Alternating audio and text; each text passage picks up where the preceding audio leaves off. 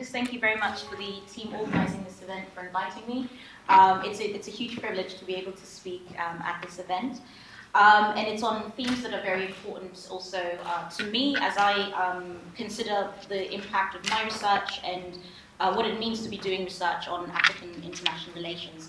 So my brief statement here, the general theme is of taking seriously how others make sense of the world. So taking that seriously in our research. And I will relate it to three specific issues in my personal and professional experience. So firstly, the agency of African peoples and African international organizations. Secondly, Eurocentrism in comparative regionalism.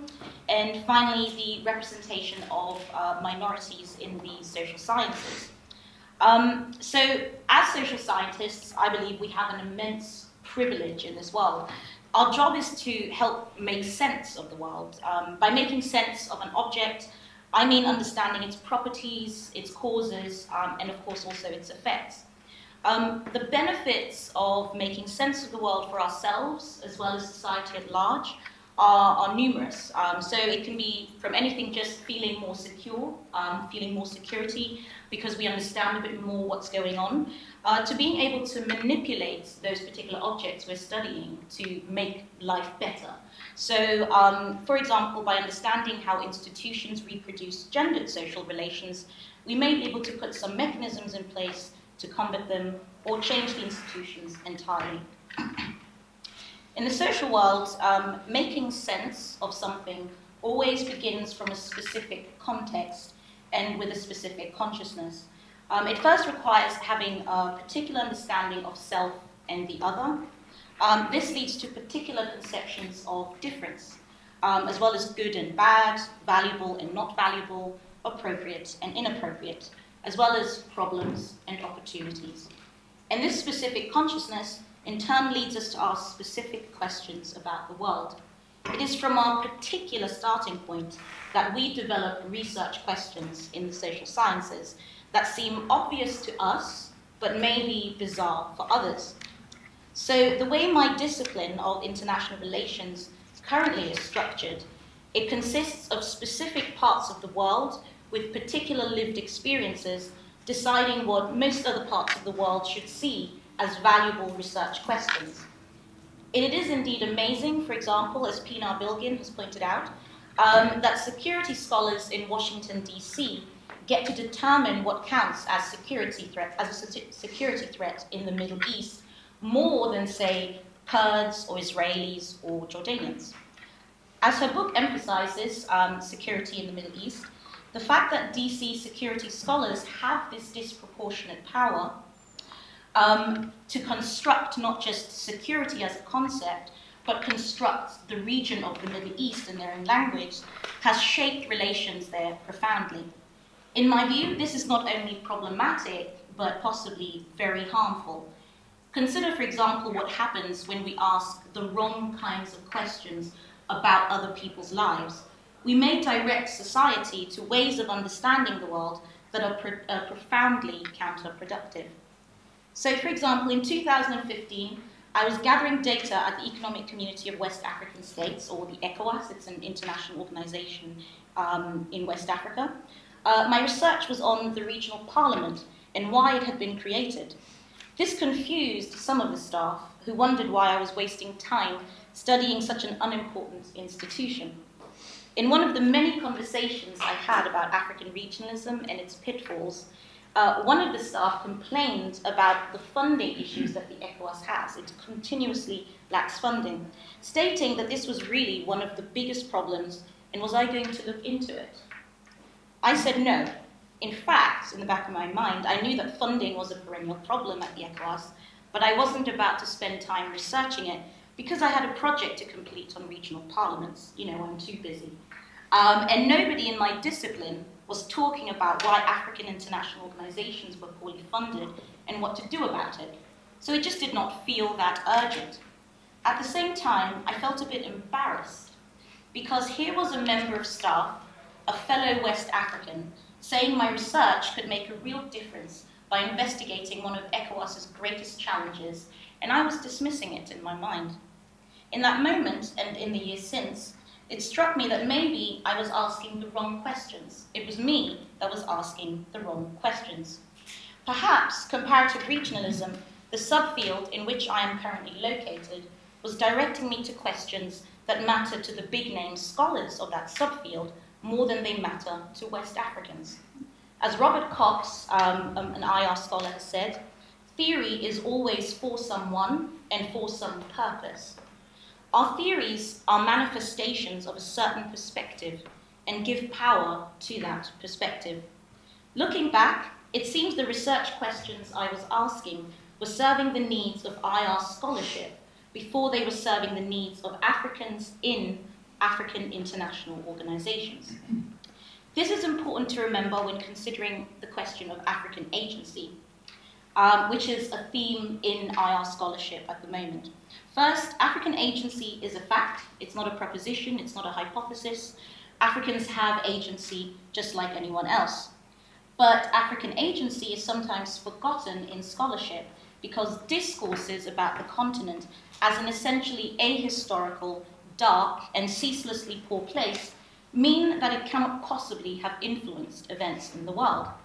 When Samuel Huntington hesitatingly suggested that there might be possibly an African civilization, he was not just perpetuating simplistic racist ideas, he was reflecting a general state of knowledge about African history. African history is synonymous with colonialism in the minds of most IR scholars, and I suspect also in European studies. It is very difficult to imagine an agent with agency when the discourse projects images of slaves, colonial subjects, and starving babies. While many IR scholars still hold this false belief, I think policymakers are regularly confronted with reality. For example, the EU's economic partnership agreements faltered as a result of African elites exercising their agency. If we want to truly grasp the agency of African peoples, governments, elites, and so forth, we need to take more seriously the questions and ideas that shape the way they make sense of the world. And we must not assume that it is the same ideas that help Europeans, or Asians, or Arab peoples make sense of their worlds. And this brings me to the challenges of doing research in comparative regionalism. So comparisons sound unproblematic. You take two items and compare and contrast from an objective position to understand both items better. However, comparisons have to be made in light of some kind of pre-existing standard. Again, citing Robert Cox, there is, accordingly, no such thing as theory in itself, divorced from a standpoint in time and space. When any theory so represents itself, it is the more important to examine it as ideology and to lay bare its concealed perspective. And I think this is something that applies to comparative regionalism, my subdiscipline. Since the dominant scholars in this subfield are Europeans, and I want to point out especially Germans, they cannot help but try to make sense of the objects they are comparing in light of their European experience that is normal and natural. Thus, for example, a prominent explanation in the field for why regional organizations across the world have the features they do is to refer to either the influence of the European Union or the influence of presumed universal norms such as democracy and human rights, which we implicitly are supposed to understand, of course, to be European norms. Such explanations come from a place of, I would say, profound ignorance about what the regional conditions, relevant regional actors, and regional norms are, such that it is virtually impossible to test to what extent local factors played a role. How can it possibly be satisfactory and sufficient to explain African, Southeast Asian, Arab, and Latin American, etc., all of these decisions, all by relying on one single story about Europe? That sounds bizarre to me. The reason such explanations resonate, in my view, is because they feed into long-standing discourses about a Europe civilizing the passive world. Unfortunately, it also increases the chance that comparative regionalism produces misaligned theories, and perpetuates the myth that other people's agency and ideas don't matter. It was suggested to me that one possible solution via our email exchange is to examine the influence of non-European regionalism on Europe. I think it is a good question for European studies to ask. European studies has had the luxury of making sense of Europe according to European standards and concepts. And this is how it should be. Understanding yourself in your own way is a healthy activity. In that context, it is a positive step for European studies to ask what outside influences there may be on Europe. But this is a terrible question for comparative regionalism to ask, because it once again reinforces the centrality of Europe. I think comparative regionalism probably needs to stop comparing. It needs to get rid of that qualifier of being comparative and simply become the study of regionalisms.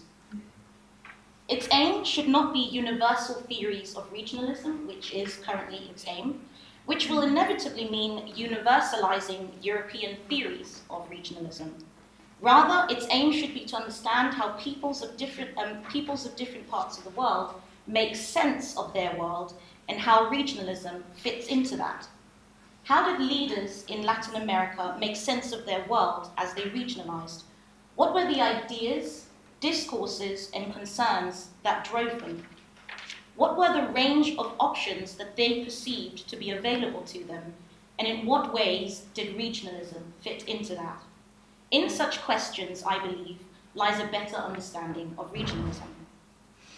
Related to these two more theoretical questions of Eurocentrism and African agency are pragmatic ones of hiring and firing in the social sciences.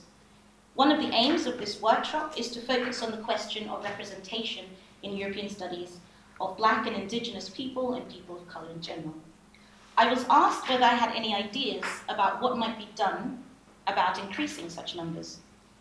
My first and most emphatic recommendation would be to throw money at the problem. Scholarships, diverse research funds with broad open calls, permanent jobs instead of temporary ones. I think we would all like that.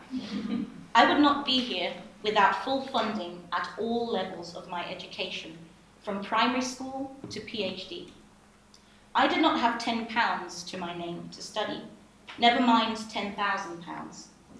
If you do not throw money at underrepresented groups and their research, you will not achieve your aim of getting greater representation.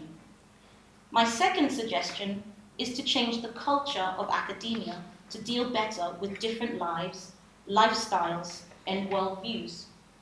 Let's assume European studies increases its diversity. How ready is the discipline to have a different kind of conversation than before? Can we have a conversation, for example, about ways in which a PhD student may be able to challenge a tenured professor when something has gone terribly wrong? How do we ensure checks on the deans at this university? Can we talk about why doing a case study on Germany, Sweden, and the UK is of universal relevance, but a case study on Turkey is marginal knowledge that belongs in an area study journal? This happens a lot in IR, and it has happened to colleagues of mine. Why does my syllabus have no diversity in terms of gender or race? And is that because it reflects the discriminatory state of the discipline at large, or because I forgot to read more widely? How ready is academia to have a different kind of conversation? My experience of British, German, and Dutch higher education tells me not particularly ready. Progress has been made over the years, but the road ahead is infinitely longer than the road already behind us. The social sciences need to get better at dealing with power in the classroom, power in the syllabus, power in the staff meeting, and power in the publication process. In all of these domains, we need to think much more consciously and critically about the little everyday actions through which we might be reproducing bigger structural problems. Without an academic context in which power is continuously being challenged, there is practically no point in bringing in more minority staff. Because either you bring them in only to lose them again, or you bring them in to live a miserable and unfulfilling existence in a hostile academic environment.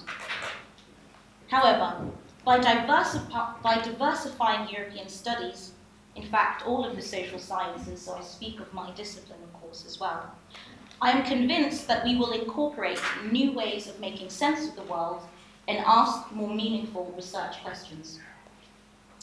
Just like I started this statement, I will end with a personal story. The challenge I have given myself going forward is to ask research questions that matter to specific Africans, those located in the regional organizations in Africa.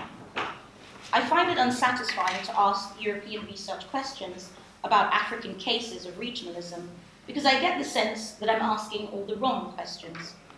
I take my cue from scholars like Karen Smith here at Leiden University, who has written on the concept of Ubuntu as one possible way of grasping African conceptions of the international, and Thomas Tieku at Western University in Canada, who has written on the importance of informal international rules in African regionalism. Therefore, in a chapter in a volume edited by Beatrix Campbell, who joins us today, I argue that we must understand African regional organizations as community-building instruments. This reflects the discourses and understandings of the leaders and elites in those organizations and the great importance of Pan-Africanism as one way in which Africans make sense of the world.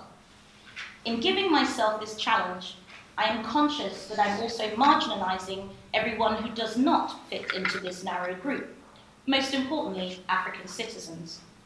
Addressing puzzles in the eyes of a bureaucrat in the ECOWAS is definitely not the same thing as addressing the concerns of a West African farmer.